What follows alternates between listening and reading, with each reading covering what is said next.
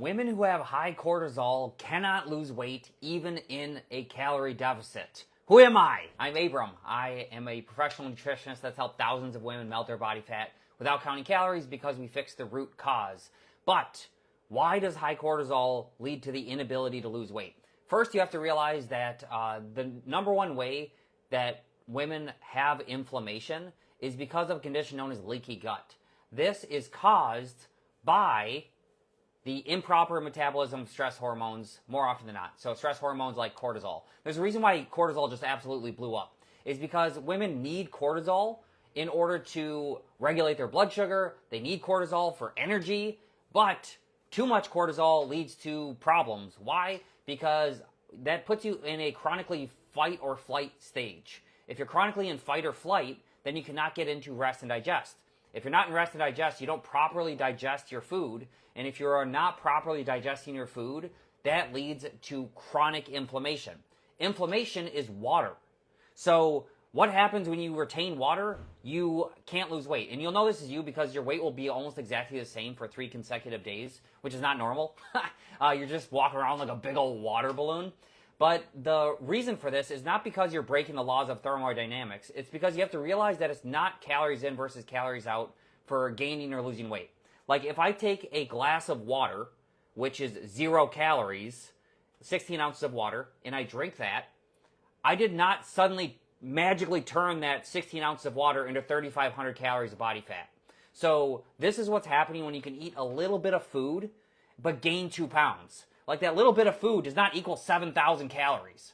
Like, you know that, I know that, we all know it's not calories in versus calories out for gaining or losing weight. So it's really important that you fix the root cause, which is typically just stress hormones. So how do you actually fix it? What you do is you start from the root cause. It's either going to be that metabolizing those stress hormones at the source or fixing the digestive issues. Either way, you are going to achieve that better hormonal balance and actually metabolize the stress hormones and get rid of that inflammation.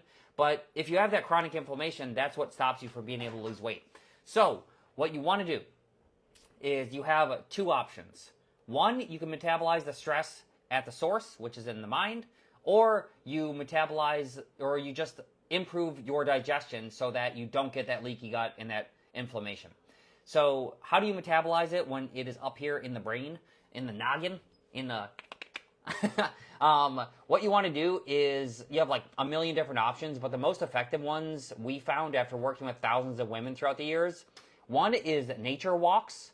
Being outside in nature, specifically, you're going to have something called lateral eye movement, and you're going to have sunshine, which is going to give you more vitamin D. Vitamin D is going to help lower inflammation naturally, and as you're walking outside, it is going to metabolize stress hormones specifically if you can be outside in nature. So nature walks are like the top tier as something you could do. Plus, the muscle pump inside your calf muscles are going to activate something called, it's called the muscle pump because it essentially has one-way valves. So from your calf muscles up, you have valves that will pump blood straight up. Each time you take a step, it opens the valve, and then when gravity tries to pull that blood back down, it closes it. So each time you take a step, it's like it pumps it one direction. So the reason why you'd want to increase your step count is to increase that muscle pump. So your other option for that is to get one of these little bikes that you put underneath your desk. You can get a cheap one, you can get a more expensive one. There's some that are better than others. But that will drastically increase your cortisol metabolism. You could do a rebounder. You could do exercise. Anything that involves your lower body works, essentially. The key is that you want to have a very consistent routine with it in order to have the benefits, in order to get like the maximum benefits. And you want to hit a minimum step count, and ideally you do it outside. The ones that don't work are like a vibration plate. That'll do nothing for this unless you use it in the right way. I actually have a video on it. I don't know if I could. Let's see if I can risk my life and show you how to do a calf raise here. So when you're on the vibration plate, you are actually going to do a calf raise just like this. Go up as you're on it. And that will activate the muscle pump, and you're going to be jiggled. If just getting jiggled actually helped you reduce that inflammation in the right way by activating the muscle pump, you could just pay someone to jiggle you. Like, It'd be like one of those machines from like, you know, the 60s where they're just jiggling people. They're just like, you can't jiggle it away. Even if you are on a vibration plate, I've seen some that are like $1,000. It's like the most insane thing I've ever seen. People pay like $500 for like a vibration plate. All it does is jiggle you. Anyway, the vibration plate only works if you do those calf raises on there. And that will help to metabolize these cortisol, like actually metabolize those stress hormones. Activities are really good. You could also do things like things that are repetitive. That helps tremendously because it's a meditative practice. You can actually lower your cortisol by up to 900% if you do the right psychological training. There's way too much for me to go into in this live stream, but that's exactly what we teach our clients inside of our full program. We actually go through 52 weeks step by step exactly how to do that. So it takes a bit of reinforcement, but once you nail it, you never have to figure it out again. So that way you permanently lower your cortisol because you never have the cortisol problem again. If you can keep your cortisol lower, then or not necessarily lower, you can keep it in a very specific range. What happens is you will actually be able to lose weight while you're in that calorie deficit. You know, like when you were younger, you were able to lose weight, and then when you get older, it gets really freaking hard. Like, what's going on? It's not because, you're not doing what you did before. It's because your hormones are just changing. Like, once you get perimenopause and menopause, it gets really...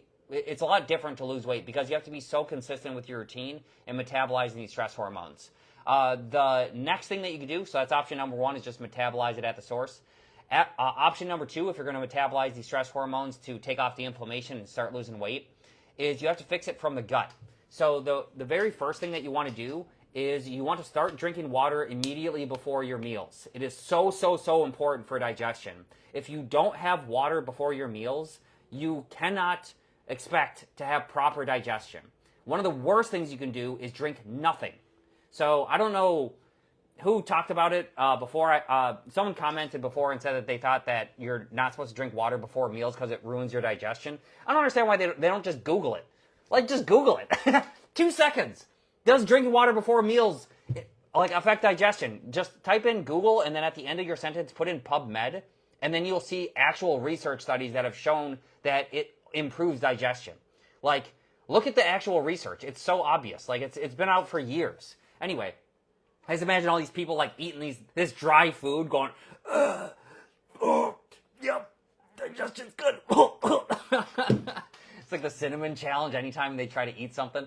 But drink water before your meals. It's extremely important. That you'll use that water because it's going to secrete a mucus inside of your intestines. It's called chyme.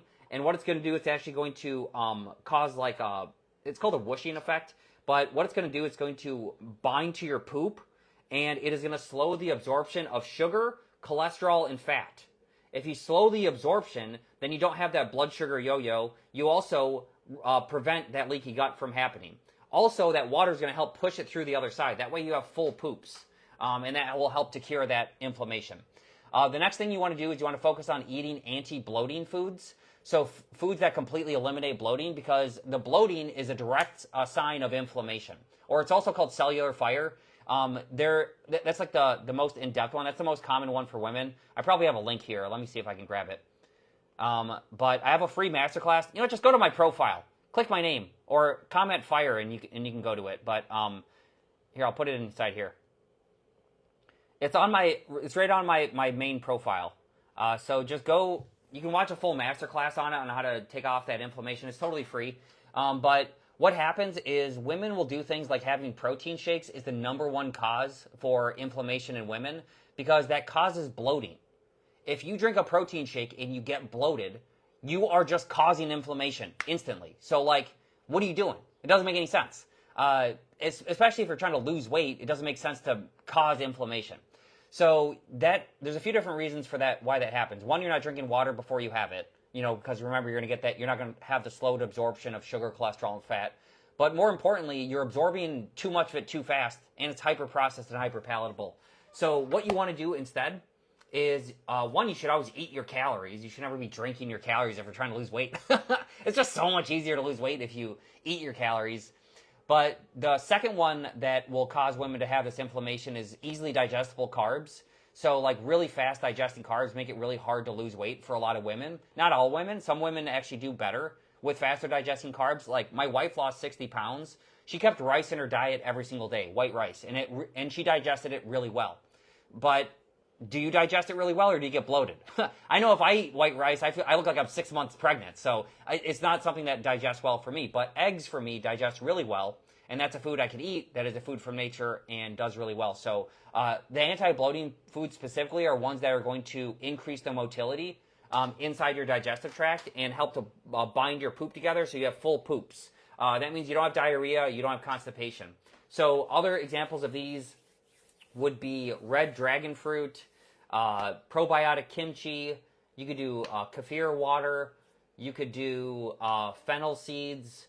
You could do kiwi as long as you eat the skin. You could do berries, work really well. Habanero peppers are phenomenal for this, especially if you mix them in a soup. I actually have a veggie soup on my profile somewhere. I think I just posted it. Once again, just go to my profile. You can see these videos. They're all up there. Just have it, lose all the weight, see what you can do to do it. Watch that masterclass, and then you'll learn a lot more of it. But eat these foods inside your diet with the water, and what's going to happen is you are going to slow the absorption of fat, cholesterol, and sugar to the point where you can actually reach a 30% calorie deficit eating the exact same volume of food. So if you want to lose weight, you don't have to count calories. You just have to understand nutrition. And to understand nutrition, you have to realize you just have to make it easy. And some of the most common things that you could do if you really want to speed up that weight loss is just do both of them. So add all of the things from the first option, add all the things from the second option, and the weight will just melt off. It's worked for our clients inside of our program, but every woman is different. You have to test it and see what works for you specifically. Maybe white rice helps you lose weight. Maybe it makes you gain weight. Maybe protein shakes help you gain weight. Maybe they help you lose weight. I mean, you probably already know this. Did protein shakes work for you before? Probably not. That's why you follow me.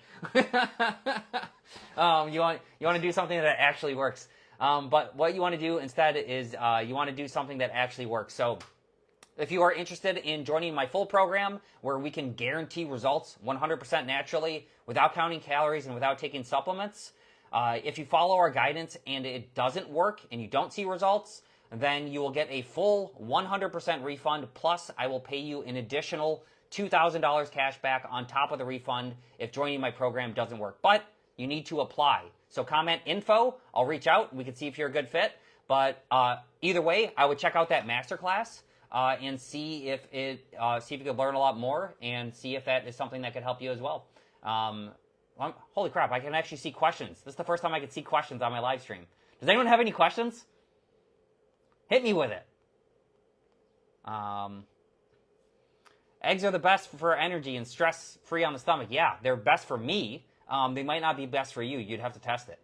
Golden kiwi or brown kiwi, both be eaten with the whole skin. Golden kiwi is so much easier to eat with the skin. Brown kiwi, the hair on that is like peaches. So if you can eat peaches, you can eat that brown kiwi. It's just like all in our head because the brown looks like pubes.